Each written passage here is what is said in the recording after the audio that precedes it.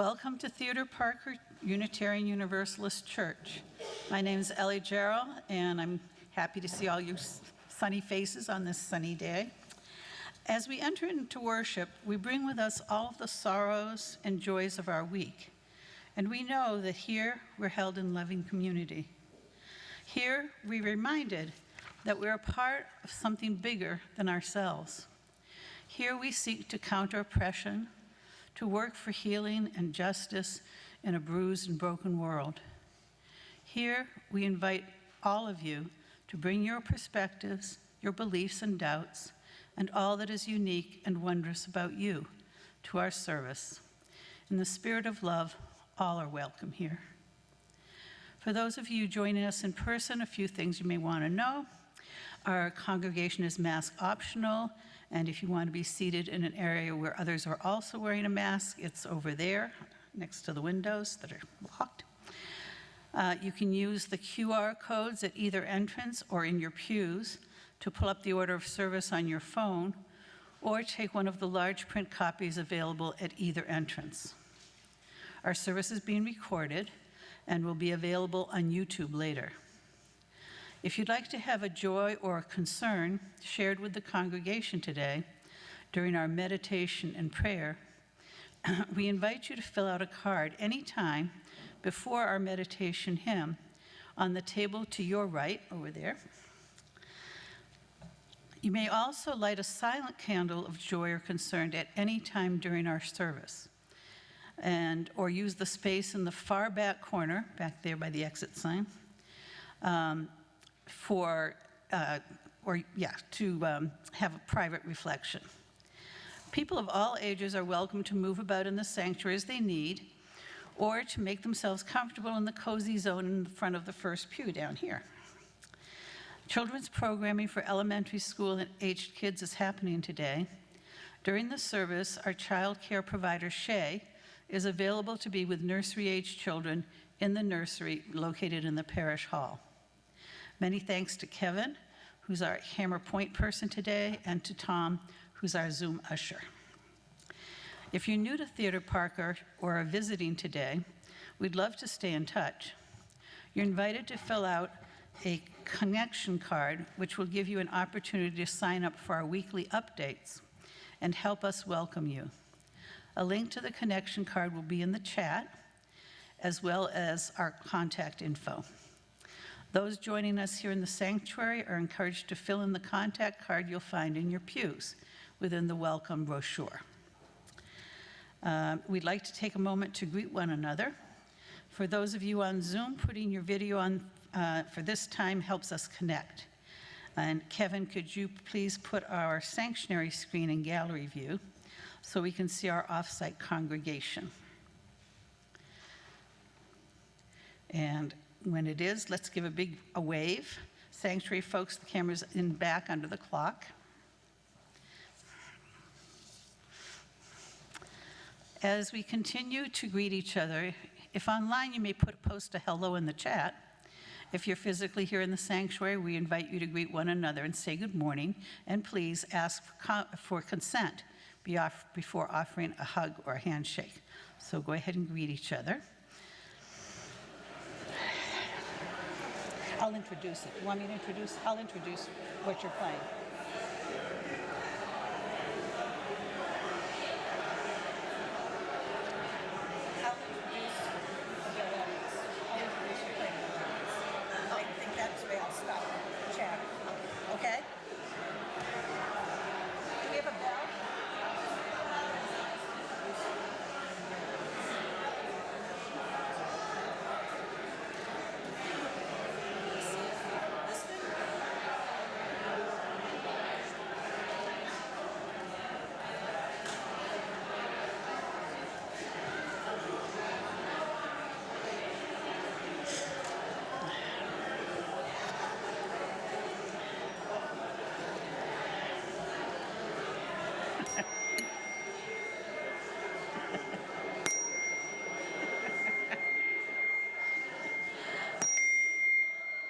Okay, if you could all be seated.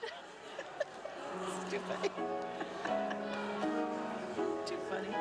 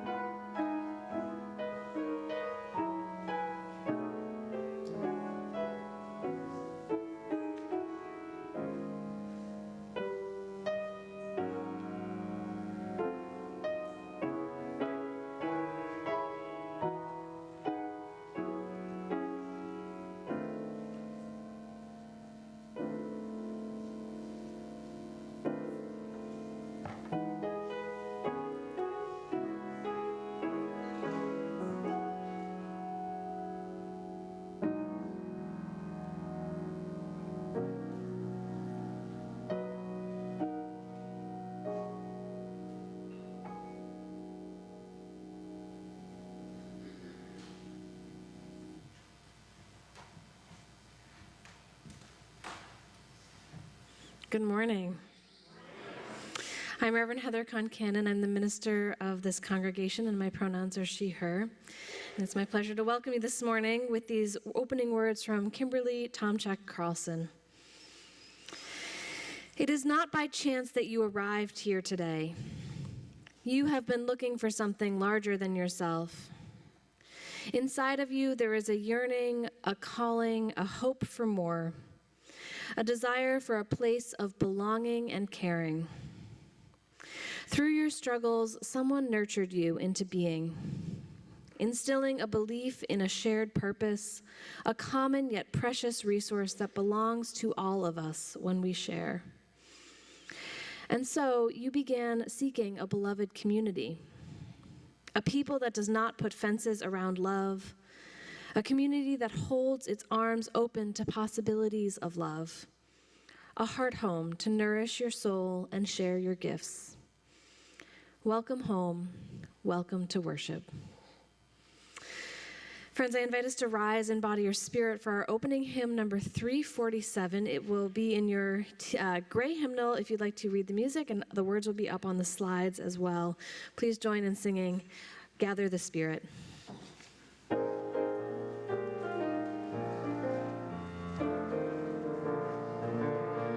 Gather the Spirit, harvest the power.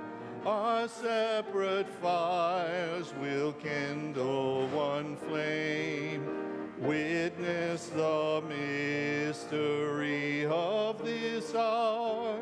Our trials in this light appear all the same. Gather in peace, gather in thanks, gather in sympathy now and then. Gather in hope, compassion, and strength. Gather to celebrate once again. Gather the Spirit, heart, and mind. Seeds for the sowing are laid in store, nurtured in love and conscience refined, with the united once more. Gather in peace, gather in thanks, gather in sympathy now and then. Gather in hope, compassion, and strength. Gather to celebrate once again. Gather the Spirit growing in all, drawn by the moon and fed by the sun. Winter to spring and summer to fall, the chorus of life resounding as one. Gather in peace, gather in thanks, gather in sympathy now and then. Gather in hope, compassion, and strength. Gather to celebrate once again.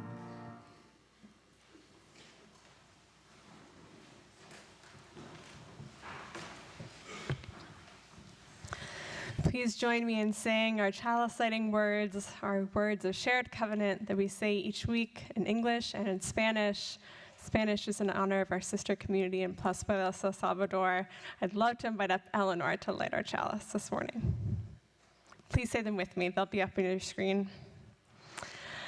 Love is the spirit of this church, and service is its prayer. This is our great covenant, to dwell together in peace, to seek the truth in love, and to help one another. El amor es el espíritu de esta iglesia, y el servicio es nuestra oración. Esta es nuestra gran promesa, vivir juntos en paz, buscar la verdad con amor y ayudarnos los unos a los otros.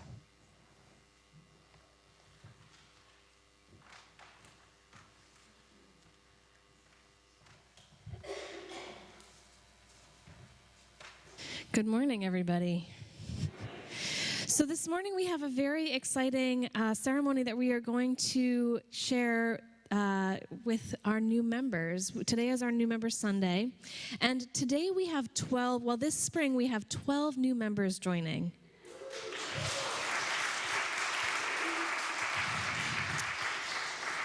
And among this cohort of new members, there are 10 kids represented as well.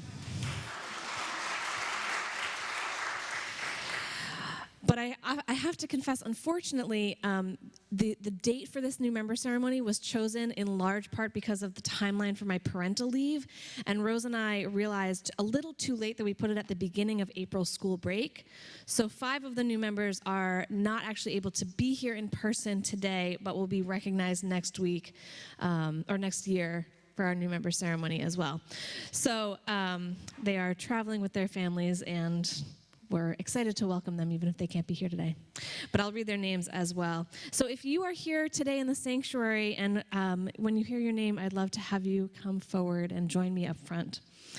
So Mary Robson, Anne Marie Thomas, Dennis Gagan, Jack Wellman, Ashleen Moylan, David Smith, Ashley Scanlon, and then I believe in spirit with us this morning are Maggie Birashak, Katie Bittner, Jake Bittner, Molly Hopkins, and Jessica Lisak. Yes, we can just make sort of an arc.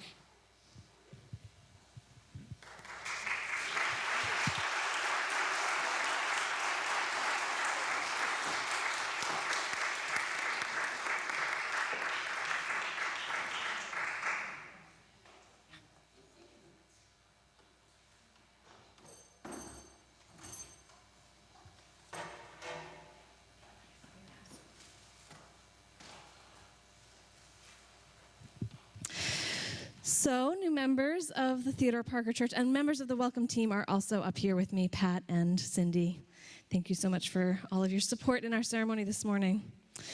So, welcome new members of the Theodore Parker Unitarian Universalist Church.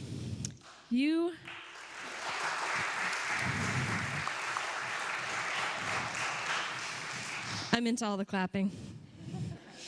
You are being recognized here today for the commitment that you have made in joining this congregation.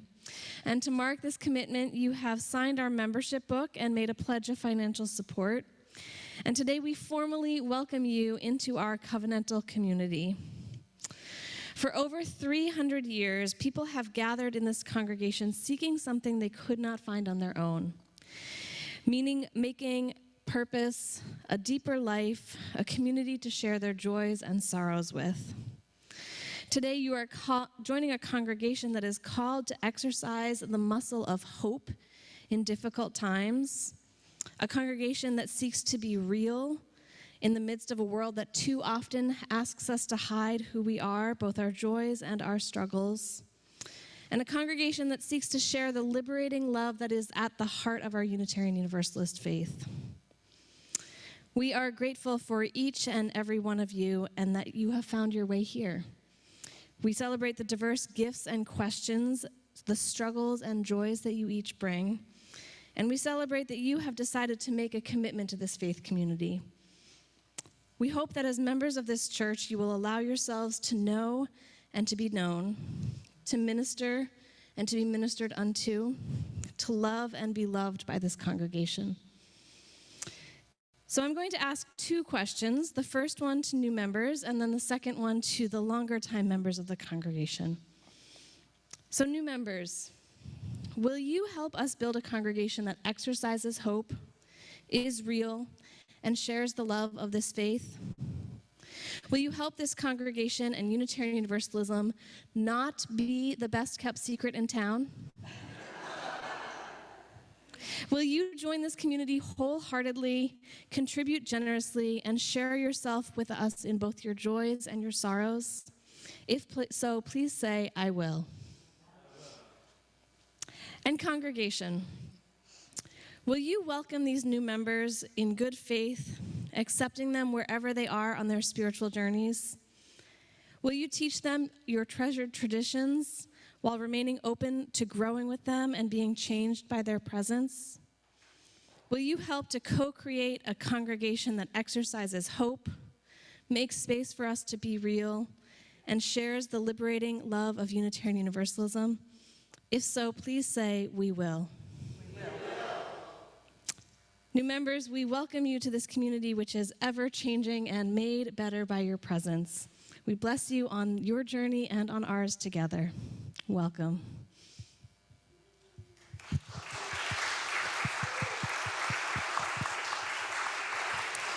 We have some gifts for you. Yep. Go ahead. We have gifts for you as well.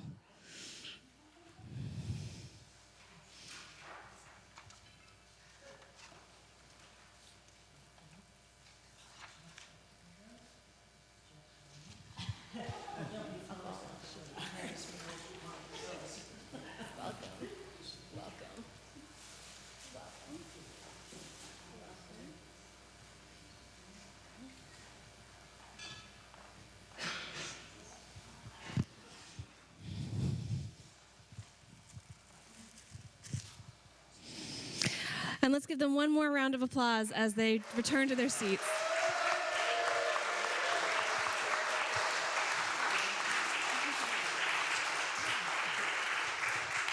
You all may be seated. Thank you.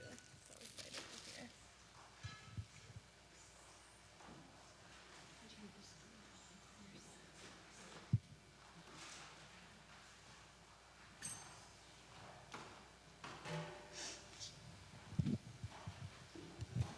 hear. What a joy to welcome so many new folks and so many who are in spirit but are joining our community and will be honored in future.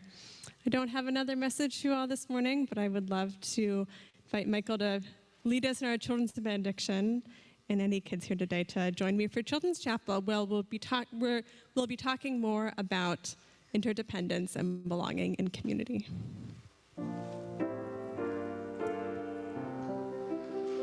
For you shall go out in joy, for you shall go out in joy, and come back in peace, and come back in peace.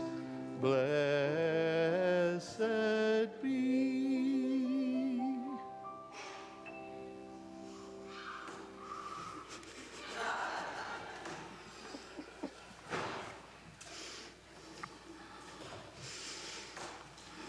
And on that note, we deepen into a space of meditation.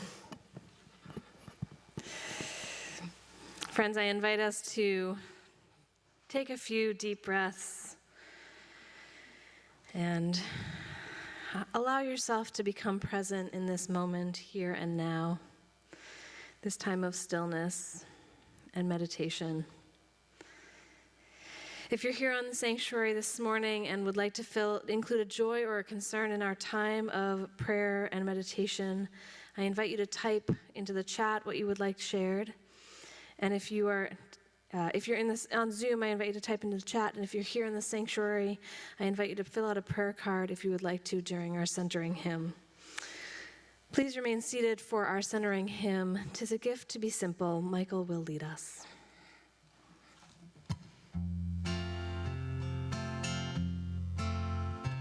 'Tis a gift to be simple, 'tis a gift to be free, 'tis a gift to come down where we ought to be. And when we find ourselves in the place just right, we'll be in the valley of love and delight. When true simplicity is gained, to bow and to bend, we shan't be ashamed. To turn, we'll be till by turning, turning we come round right. Let's sing it again. 'Tis a gift to be simple, 'tis a to be free, 'tis a gift to come down where we ought to be. And when we find ourselves in the place just right, 'twill be in the valley of love and delight. When true simplicity is gained, to bow and to bend, we shan't be ashamed.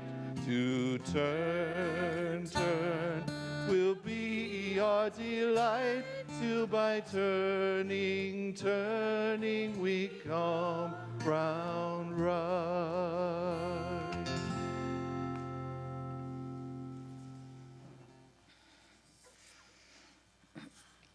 This morning, we have several joys and several sorrows. From Jessica Mink, a joy. My grandson is a week old. Congratulations.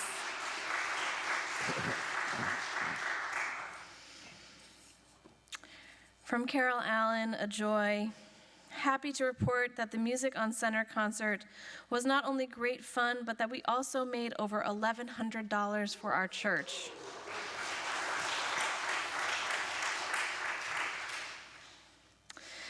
And from Kathy Ware, some joys. Natalie got into an exam school for next year. It's wonderful news.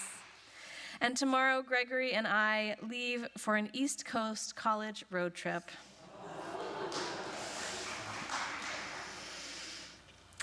And a sorrow from Jessica Mink. My 97-year-old mother had a heart attack, but seems to be recovering. For all of these joys and all of these concerns, we will light a candle in honor of these and in honor of those that remain unspoken.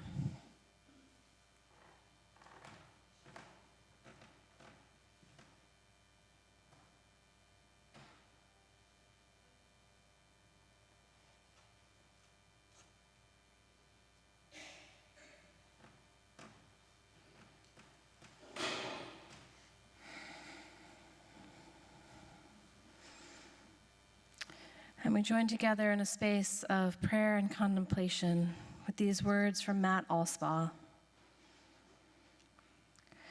Breathe with me. Breathe with me. The breath of life. Inhale, inspire, inspiration. Ruach, Pneuma, Spiritus, the Holy Spirit. The many names for breath. Breathe with me and know that with each breath we take in molecules of air that were breathed by every person that ever lived. Breathe with me and breathe the breath of Jesus, of Moses, of Muhammad, of the Buddha. Breathe with me and know that we are all interdependent, that the spirit of life flows through us all. Breathe with me as we come together to do the holy work of interconnection and relationship, that our work here may be blessed. Together, let us rest into several moments of shared silence, followed by our musical meditation.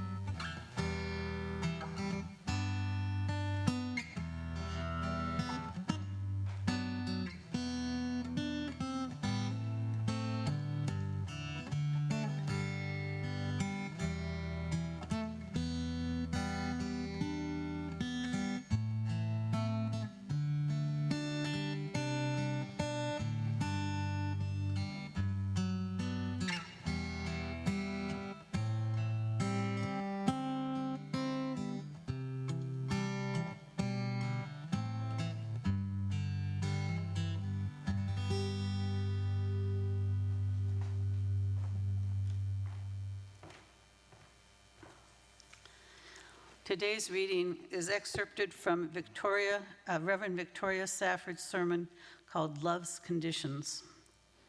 Whose are you? Who carries you in their hearts, thinks of you, whether you think of them or not? Whose are you? Who are your people? The ones who make a force field you can almost touch. Whose are you? Who is within your circle of concern? Whose are you? To whom are you responsible, accountable? Whose care is yours to provide? Whose are you? When you look in the mirror in the morning, whose bones do you see? Whose blood runs in your veins? Who are those people stretching back in time beyond memory? Where did you come from? Whose are you? When you walk out of your room, out of your house, into the sunlight of the day, to whom in this wide world do you belong? Where is your allegiance? By whom are you called? Whose are you? At the end of the day, through the longest night, in the valley of the shadow of death and despair, who holds your going out and coming in, your waking and your sleeping? Who, what, holds you in the hollow of its hand? Whose are you? Generosity is a spiritual practice in our Unitarian Universalist congregations. We give to remind ourselves of how many gifts we have to offer. We give to remember that we are part of something bigger than ourselves. We give because we believe in music and sacred space. We give with gratitude for all that we have been given, and with the faith that together we have more than enough. Links to donate will be in the chat, or you can take a meditative moment, writing out a check and sending it to the church after the service. Ushers will be coming around the sanctuary to collect an offering from those in the pews who wish to donate something more tangible. As the choir sings, "Come Dance With Us," an offering to sustain this congregation of memory and hope will be gratefully received. Thank you.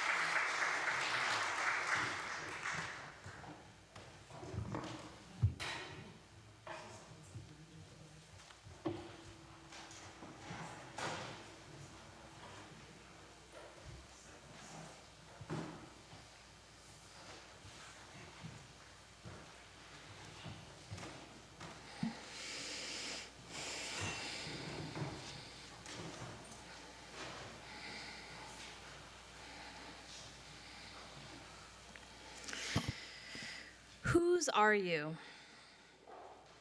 When I was in college, I had this quote taped to my dorm room wall from Douglas Steer, a Quaker teacher. He says, "The ancient question, 'What am I?' inevitably leads to a deeper one, 'Whose am I?' Because there is no identity outside of relationships. You can't be a person by yourself." He continues, "To ask, 'Whose am I?' is to extend the questions far beyond the little self-absorbed self and wonder, who needs you? Who loves you? To whom are you accountable? To whom do you answer? Whose life is altered by your choices? With whose life, whose lives, is your own all bound up inextricably in obvious or invisible ways? With whose life, whose lives is your own, all bound up, inextricably in obvious or invisible ways?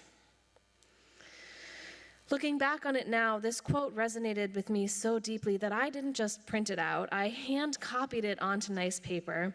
I collaged and drew around it. I hung it up on every wall, every dorm room I lived in throughout college, and perhaps it resonated with me so deeply at that moment in time because I was in a point of major transition. This was a time when I was looking for my people, trying to figure out not only who I was, but whose I was. When I had arrived at college, I really did not love it. In fact, I struggled quite a bit with the transition. It can take time to find your people and your place in a new situation. And so one Sunday morning in late September, I was up earlier than the rest of the campus with no plans for the day, and I was feeling pretty lonely and bored. And so I decided to go to church. Having grown up in church, I reasoned that I knew at least people would be nice to me there, and it would fill up the day at least through lunchtime. When I walked through the doors of Arlington Street Church, I was almost immediately bowled over by some enthusiastic young adults. "We're part of a young adult group here," they told me. "Do you want to sit with us? Where do you go to school? Do you have lunch plans? Do you want to come out to lunch with us?" I went to lunch that week, and I came back the next week, and the week after that. And even though I had anticipated when I went off to college that I would drift away from this faith tradition that raised me, when I got to college, I found myself more drawn in than ever. Now, to be completely honest, no offense to my esteemed profession, but I don't remember anything about the sermon that day. What I do remember is that feeling of being welcomed, which soon grew into a sense of belonging, a sense that I had found my people, and from there blossomed into a sense of deep commitment to this faith tradition. Friends, I think that the longing to belong is a universal human experience.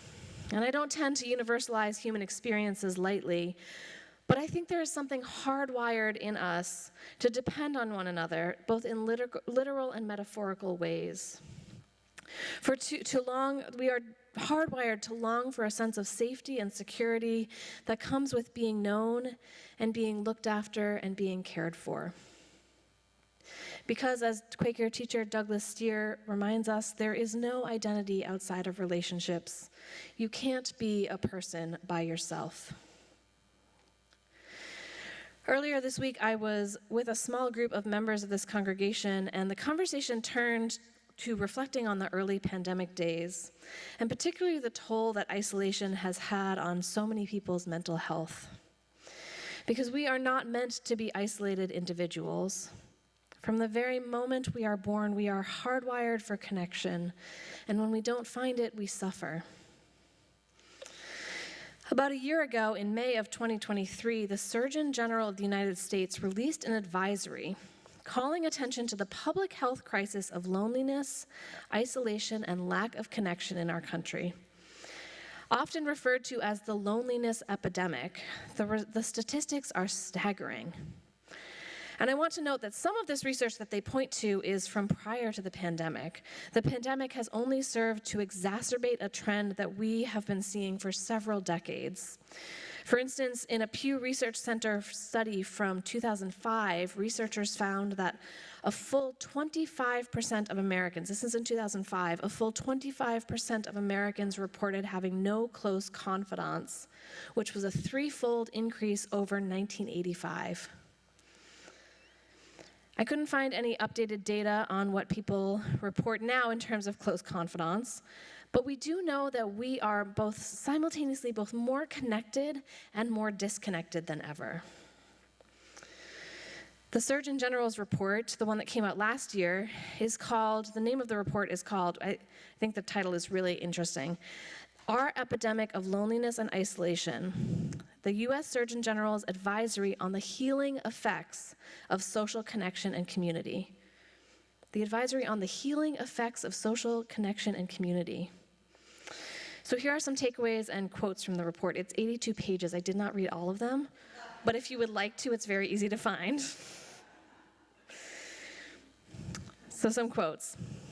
Social connection is a fundamental human need, as essential to survival as food, water, and shelter.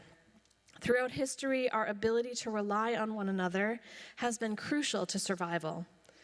Now, even in modern times, we human beings are biologically wired for social connection. Our brains have adapted to expect proximity to others. Another quote, lacking social connection can increase risk for premature death as much as smoking 15 cigarettes a day. And approximately half of US adults report experiencing loneliness, with some of the highest rates among young adults. And a 2022 study found that when people were asked how close they felt to others emotionally, only 39% of adults in the US said that they felt very connected to others. Friends, social disconnection and loneliness are a mental health and public health crisis in our country right now. And we know this anecdotally, but the data backs it up too. But there's good news in the report too. The good news is that the report says that individuals who immerse themselves in community-based activities are more likely to experience stronger feelings of social belonging and develop trusting relationships with fellow community members.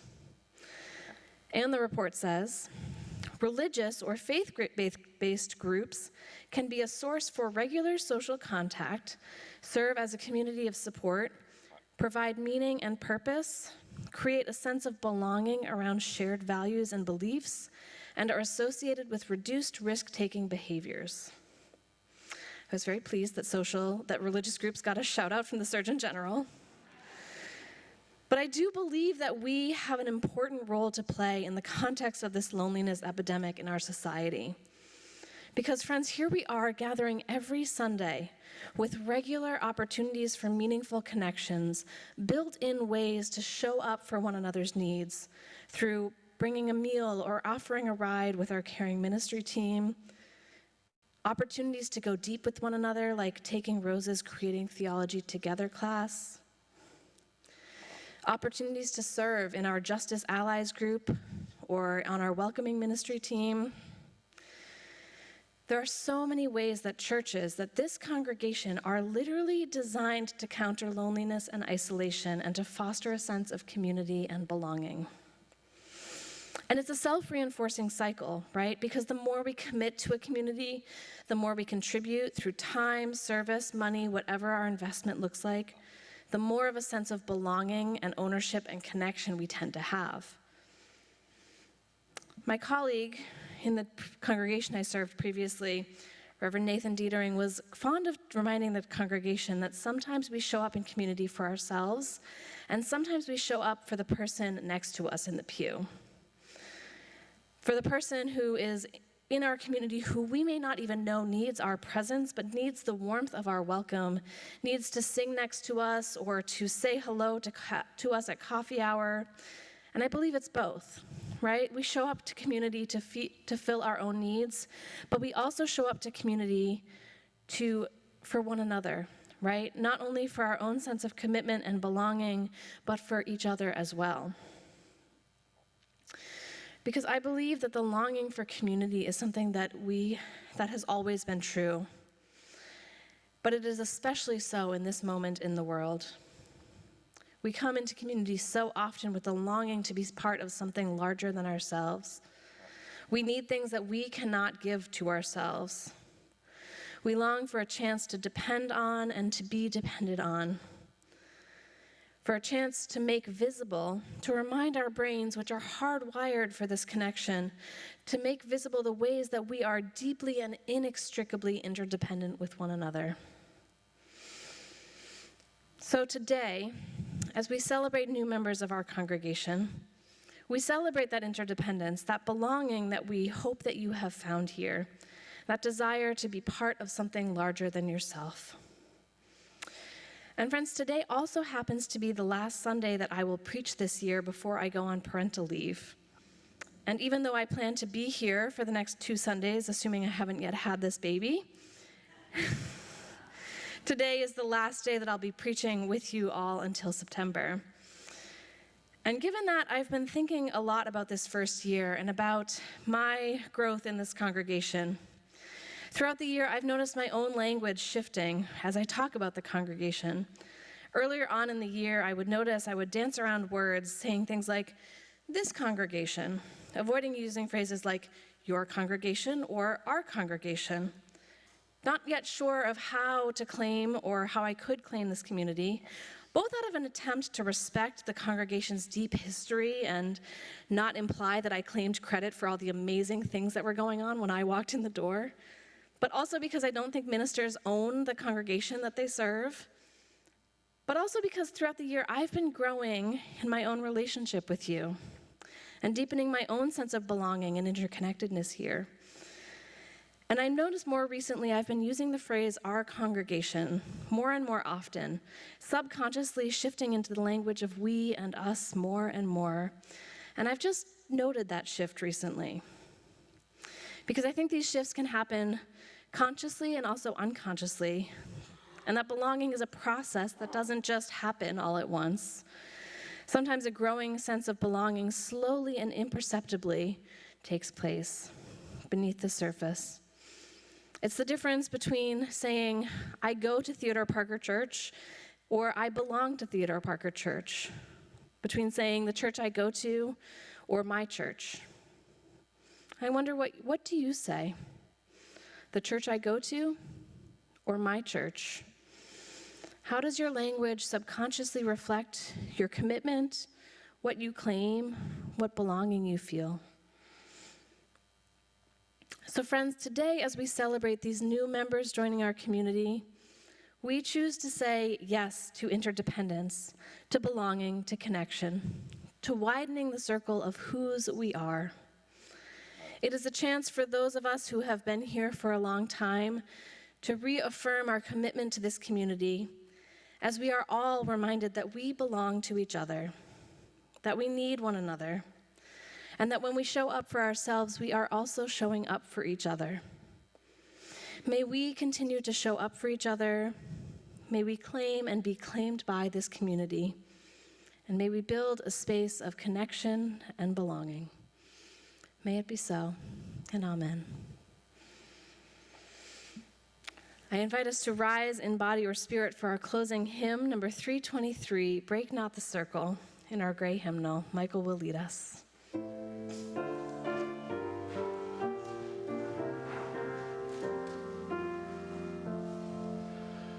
Break not the circle of enabling love, where people grow forgiven and forgiving. Break not that circle, make it wider still, till it includes, embraces all the living. Come wonder at this love that comes to life, where words of freedom are with humor spoken, and people leave no score of wrong and guilt, but will that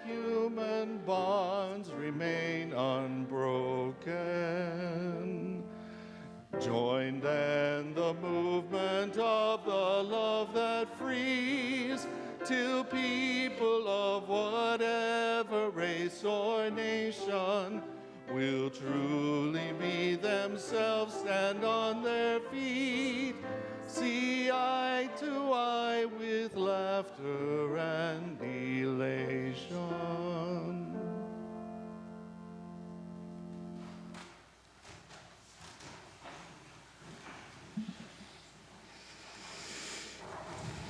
Our closing words come from Margaret A. Keep. As surely as we belong to the universe, we belong together.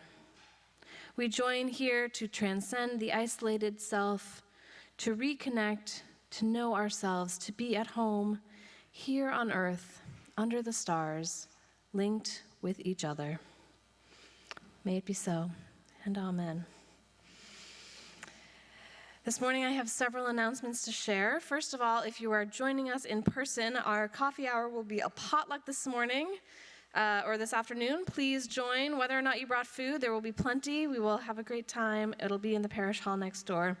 And if you're joining on Zoom, I invite you to stick around for some breakout rooms as well. The next Music on Center concert is just around the corner, and we are looking for volunteers to post flyers for the May 4th show. So Carol Allen has some posters to hand out today, I believe. Is that right? Yes, Carol's right there. And there's also a Google Doc that is available on the email, I assume, that has some more information about efforts with publicity. And it'll be the last concert of this church year. And the amazing Tret Fuhr, a feminist and fighter for justice, will be performing.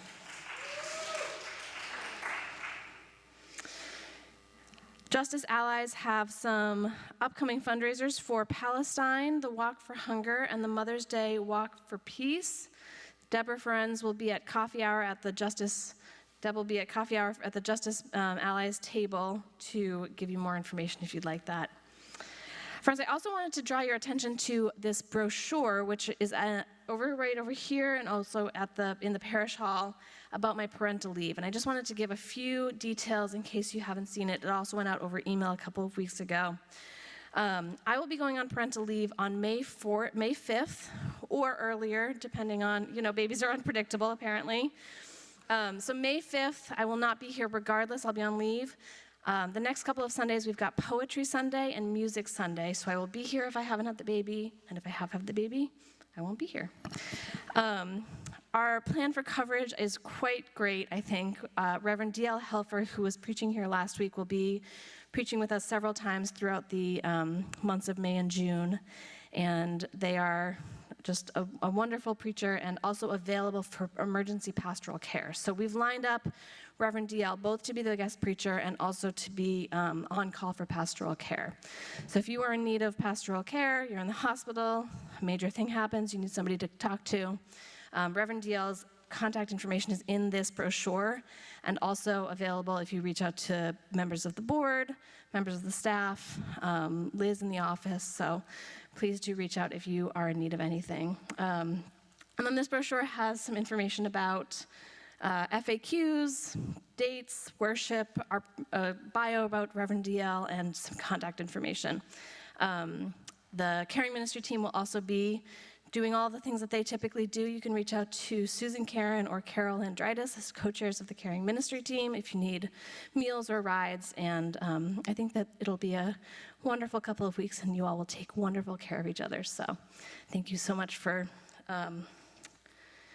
all of the ways that you've supported me in this journey and all the ways that you're supporting each other. So feel free to reach out with any questions in the next couple of weeks as well.